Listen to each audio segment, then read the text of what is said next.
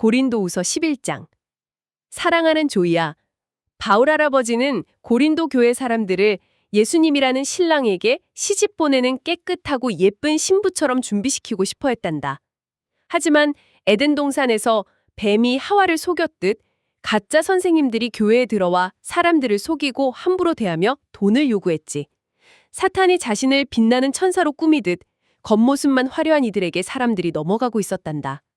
그래서 바울 할아버지는 자기가 진짜 사도임을 증명하기 위해 돈이나 똑똑함이 아니라 39대의 매를 맞은 일, 바다에서 배가 부서져 죽을 뻔한 일, 굶주림과 추위를 자랑했어. 그리고 가장 결정적으로 군인들을 피해 커다란 광주리를 타고 성벽을 몰래 도망쳐 내려와야 했던 부끄럽고 약한 모습을 자랑했단다. 참 마음이 따뜻해지면서도 아주 묵직한 메시지가 담겨 있는 이야기네요. 네, 맞아요.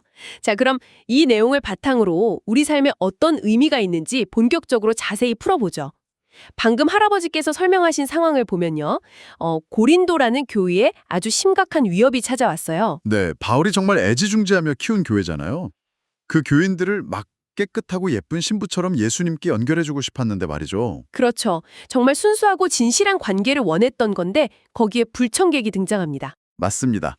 조엘 할아버지는 이 상황을 에덴 동산에서 뱀이 하와를 속였던 그 사건에 비유하고 있죠.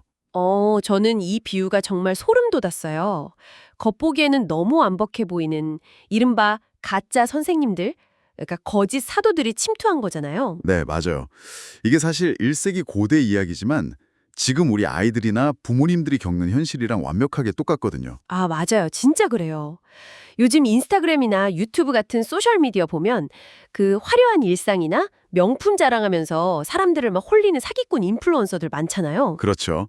최고급 렌터카 빌려 타고 온몸에 명품 두르고는 나처럼 하면 부자가 될 수 있다고 거짓말하는 사람들이요. 약간 그런 모습이랑 이 가짜 사도들의 모습이 완전 겹쳐지더라고요. 정말 정확한 지적입니다. 당시 고린도라는 도시 자체가 로마 제국에서도 아주 상업적으로 번성하고 물질주의가 강한 곳이었어요. 아, 그러니까 지금의 아주 화려한 대도시 같은 느낌이었군요. 네. 그래서 사람들도 성공이나 돈에 대한 집착이 강했고요. 가짜 사도들은 대중이 뭘 원하는지 정확히 알고 있었던 겁니다. 와, 사람들의 그 욕망을 딱 건드린 거네요. 맞아요. 엄청난 언변에 막 화려한 이력서를 뽐내면서 위협적인 카리스마를 보여주니까 사람들이 푹 빠진 거죠. 그런데 제가 진짜 놀란 부분은요. 이 가짜 선생님들이 사람들에게 막 돈을 요구하고 엄청 권위적으로 굴면서 함부로 대하기까지 했잖아요. 네, 정말 나쁜 사람들이죠. 근데 고린도 사람들이 그런 부당한 대우를 받으면서도 오히려 그들을 더 맹목적으로 추정했다는 게 너무 신기했어요. 그게 심리학적으로 굉장히 흥미로운 지점입니다. 사람들은 종종 자신을 함부로 대하는 사람한테서 역설적으로 강력한 권위를 느끼곤 하거든요.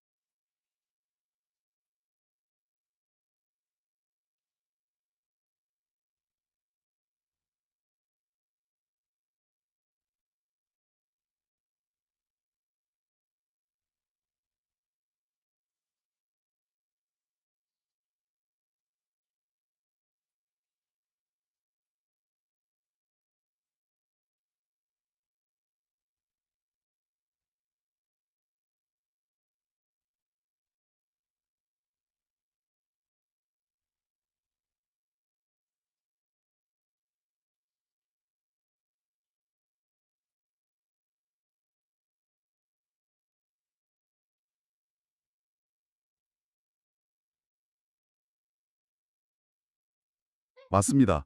조엘 할아버지는 이 상황을 에덴 동산에서 뱀이 하와를 속였던 그 사건에 비유하고 있죠. 저는 이 비유가 정말 소름 돋았어요. 겉보기에는 너무 완벽해 보이는 이른바 가짜 선생님들, 그러니까 거짓 사도들이 침투한 거잖아요. 네, 맞아요. 이게 사실 1세기 고대 이야기지만 지금 우리 아이들이나 부모님들이 겪는 현실이랑 완벽하게 똑같거든요. 아, 맞아요. 진짜 그래요. 요즘 인스타그램이나 유튜브 같은 소셜미디어 보면 그 화려한 일상이나 명품 자랑하면서 사람들을 막 홀리는 사기꾼 인플루언서들 많잖아요. 그렇죠. 최고급 렌터카 빌려 타고 온몸에 명품 두르고는 나처럼 하면 부자가 될 수 있다고 거짓말하는 사람들이요. 약간 그런 모습이랑 이 가짜 사도들의 모습이 완전 겹쳐지더라고요. 정말 정확한 지적입니다. 당시 고린도라는 도시 자체가 로마 제국에서도 아주 상업적으로 번성하고 물질주의가 강한 곳이었어요. 아, 그러니까 지금의 아주 화려한 대도시가 큰 느낌이었군요. 네, 그래서 사람들도 성공이나 돈에 대한 집착이 강했고요. 가짜 사도들은 대중이 뭘 원하는지 정확히 알고 있었던 겁니다. 와, 사람들의 그 욕망을 딱 건드린 거네요. 맞아요. 엄청난 언변에 막 화려한 이력서를 뽐내면서 위압적인 카리스마를 보여주니까 사람들이 푹 빠진 거죠. 그런데 제가 진짜 놀란 부분은요.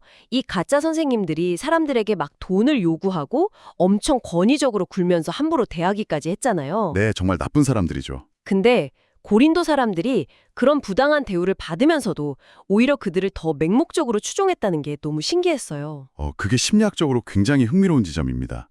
사람들은 종종 자신을 함부로 대하는 사람한테서 역설적으로 강력한 권위를 느끼곤 하거든요. 아, 듣고 보니 정말 그러네요. 조엘 할아버지가 편지에서 사탄도 자기를 빛나는 천사처럼 예쁘게 꾸민다고 하셨잖아요. 네, 성경에 나오는 아주 날카로운 경고죠. 빛이라는 게 원래는 진리나 선함을 상징하지만 여기서는 사람 눈을 멀게 하는 기만적인 후광 효과로 쓰인 겁니다. 아, 후가 효과로. 겉이 번쩍거리니까 속을 못 보는 거군요. 그렇죠. 겉모습이 화려하고 막 성공의 지표를 다 갖추고 있으니까 사람들은 그 뒤에 숨겨진 폭력성이나 착취를 보지 못하고 오히려 스스로 속기를 선택해버리는 거죠. 스스로 기만당하기를 선택한다. 이 말이 진짜 뼈를 때리네요.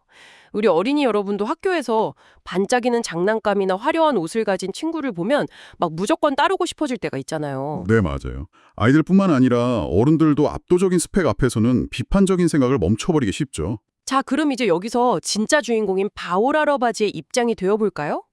자기가 피땀 흘려 세운 교회 사람들이 그 화려한 사기꾼들한테 속아서 괴롭힘을 당하고 있어요. 정말 속이 타들어가는 상황이죠. 게다가 그 사기꾼들이 바울을 향해서 저 사람은 촌스럽고 돈도 없는 가짜 리더다. 이렇게 조롱까지 했단 말이에요. 네, 완전 자존심을 긁어놓은 거죠. 저라면 진짜 참지 못했을 것 같아요. 당장 집에 가서 제 상장들, 졸업장, 막 유명한 사람들이랑 찍은 사진 다 들고 와서 야, 내가 진짜 대단한 사람이야 하고 증명하려고 했을 텐데요. 하하, 그게 바로 평범한 인간의 본능이죠. 상대가 스펙으로 나오면 나도 더 화려한 스펙으로 맞서 싸우려는 맞불 작전이요. 그렇죠. 내가 안 밀린다는 걸 보여줘야 하잖아요. 사실 바울도 자랑할 만한 세속적인 스펙이 차고 넘쳤던 사람이잖아요. 그럼요. 바울은 당시 최고의 학자 밑에서 엘리트 교육을 받은 데다가 흠잡을 데 없는 혈통에 로마 시민권까지 가진 엄청 온 특권층이었습니다. 와, 마음만 먹으면 그 가짜 사도들의 이력서 같은 건 진짜 휴지 조각으로 만들 수도 있었겠네요. 네, 충분히 그럴 능력이 있었죠. 그런데 바울은 그 엄청난 스펙이라는 카드를 쓰지 않아요. 그게 제일 쉽고 빠른 방법일 텐데 말이죠. 도대체 왜 그런 건가요? 여기서 정말 하나님의 섭리와 지혜가 드러나는 부분인데요. 만약 바울이 똑같이 자기 학벌이나 성공을 자랑하며 싸웠다면 결국 그 거짓 사도들이 세운 가치관을 인정해버리는 꼴이 됩니다. 아, 힘과 화려함이 정답이라는 그들의 룰에 동의해버리는 거군요. 정확합니다. 그래서 바울은 완전히 차원이 다른 정반대의 전쟁을 시작해요. 조엘 할아버지가 편지에서 말했듯이 바울은 스스로 바보처럼 보일지라도 아주 이상한 자랑을 시작합니다. 맞아요. 그 자랑의 내용들을 보면 세상의 기준에서는 완전히 실패한 사람의 이야기잖아요. 네, 정말 기가 막힌 목록이죠. 39대의 매를 맞은 일, 바다에서 배가 부서져서 망망대해를 떠돌며 죽을 뻔한 일, 또 며칠을 굶고 추위에 떨었던 일. 사실 리더가 이런 걸 자랑하면 사람들 앞에서는 저는 무능하고 불쌍한 사람입니다 하고 광고하는 거나 마찬가지잖아요. 그렇죠. 게다가 바울은 신체적인 고통만 말한 게 아니에요. 자기가 매일 겪고 있는 그 극심한 감정적 불안까지 다 털어놓거든요. 아, 성도들을 걱정해서 가슴이 타들어가는 것 같다는 그 고백이요. 네, 누군가 아프면 나도 같이 아프고 죄에 빠지면 속이 시커멓게 타들어간다고 하죠. 여기서 우리는 심리학에서 말하는 취약성이라는 개념을 다시 생각해 봐야 합니다. 취약성이요? 보통 취약하다고 하면 뭔가 부족하고 약점투성이라는 부정적인 뜻으로 쓰이지 않나요? 일상적으로는 그렇게 많이 오해하죠. 하지만 진정한 의미의 취약성은 내가 상황을 통제할 수 없다는 걸 알면서도 기꺼이 나의 진짜 약한 모습을 드러낼 수 있는 용기를 뜻합니다. 아, 그러니까 그냥 힘들다고 징징거리는 게 아니라 자신의 한계를 투명하게 보여주는 엄청난 용기군요. 맞습니다. 심리학의 실수 효과라는 개념도 비슷한 맥락인데요. 실수 효과요? 어떤 건가요? 완벽해 보이는 사람이 빈틈없이 행동할 때보다 약간의 실수를 하거나 인간적인 빈틈을 보여줄 때 사람들이 훨씬 더 큰 호감과 신뢰를 느낀다는 이론입니다. 아, 뭔가 완벽한 사람 앞에서는 나도 모르게 방어막을 치게 되잖아요. 기가 죽기도 하고요. 그렇죠. 완벽함은 사람들 눈을 부시게 할 수는 있어도 마음을 연결해 주지는 못합니다. 하지만 자신의 약한 모습을 드러내는 이 취약성은 사람들 사이를 이어주는 다리가 되거든요. 와, 갑옷을 벗고 맨살을 보여준다는 느낌이네요. 가짜 사도들은 무거운 갑옷을 입고 사람들 위에 군림하려 했는데 바울은 반대로 상처투성인 모습을 보여주며 같은 눈높이로 내려온 거네요. 네, 바로 그 지점입니다. 하나님이 원하시는 리더십이죠. 네, 그리고 바울의 이런 맨살 공개 하이라이트가 있죠. 오늘 우리가 가장 주목해야 할 아주 충격적인 사건인데요. 아, 그 유명한 바구니 탈출 사건 말씀이시군요. 네, 바울이 자기 고난을 쭉 읊다가 마치 제일 자랑스러운 챔피언 트로피처럼 마지막에 꺼내든 이야기요.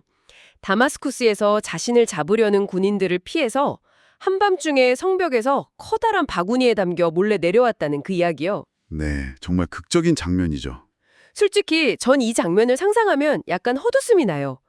한 시대의 위대한 영적 리더가 밧줄에 대롱대롱 매달린 빨래 바구니 속에 쭈그려 앉아서 덜컹거리며 도망치고 있는 모습이라니 너무 처량하잖아요.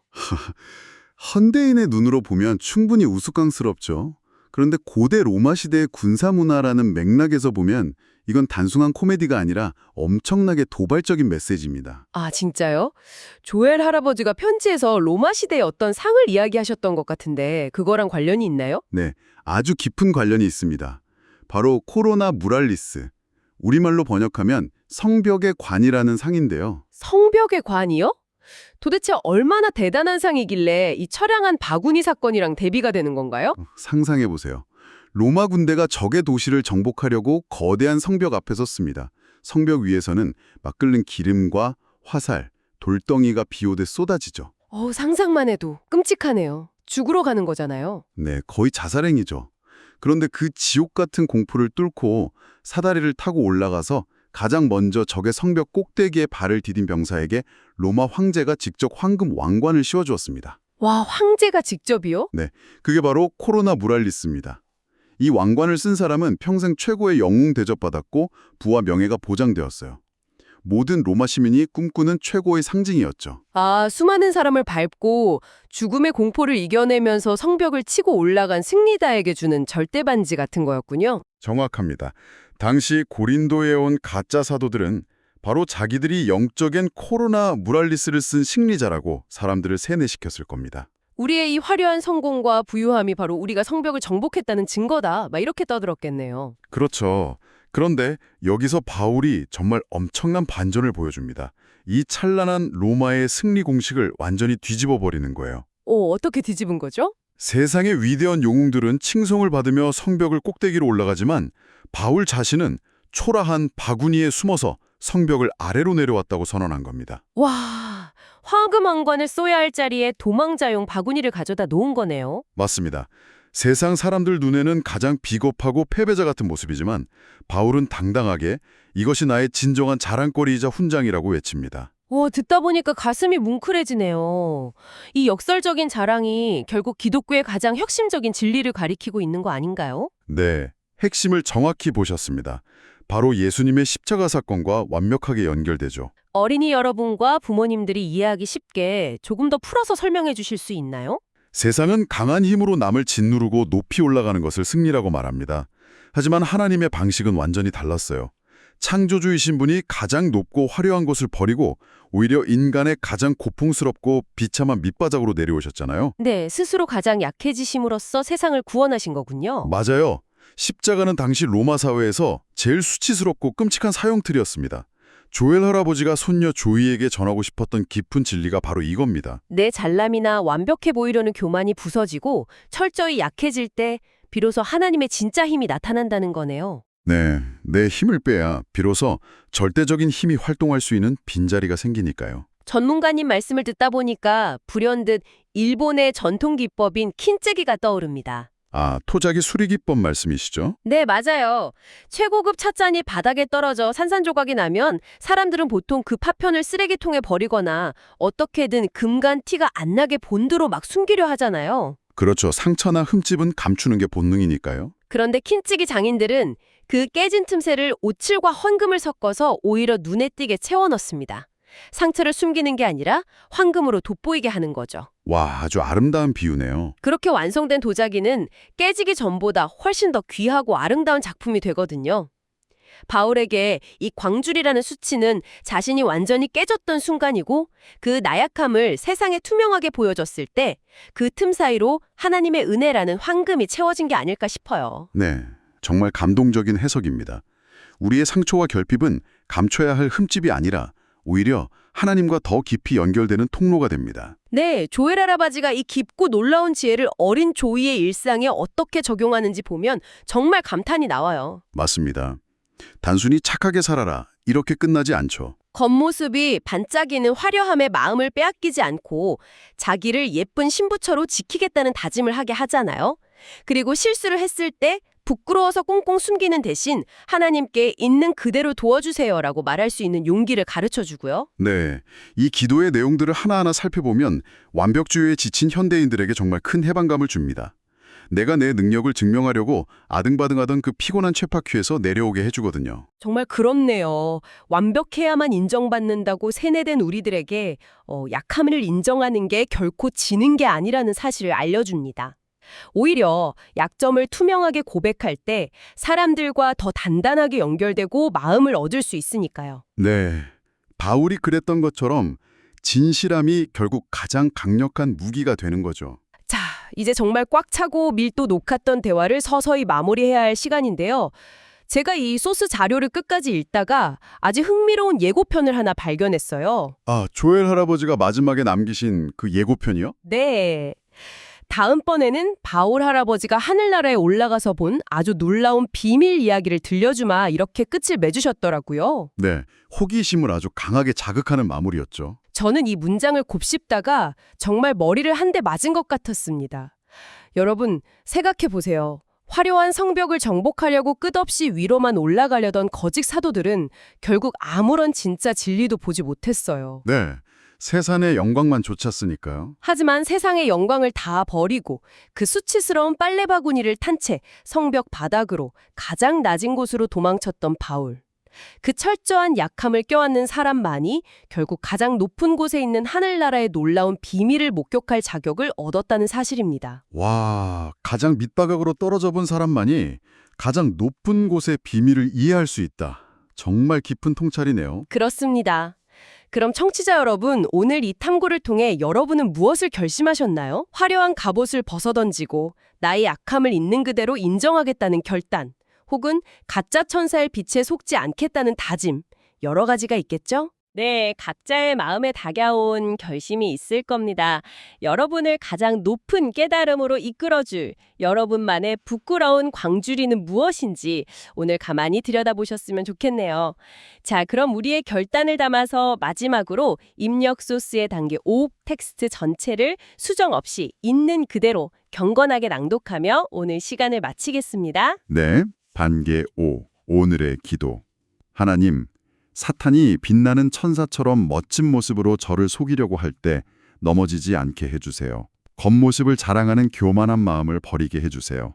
제가 약하고 부족할 때 도와주시는 하나님의 힘이 가장 크다는 것을 믿으며 온전히 주님만 의지하게 해주세요. 예수님의 이름으로 기도합니다. 아멘. 오늘 딥다이브는 여기서 마칩니다. 함께해 주셔서 감사합니다. 다음 시간에 뵙겠습니다.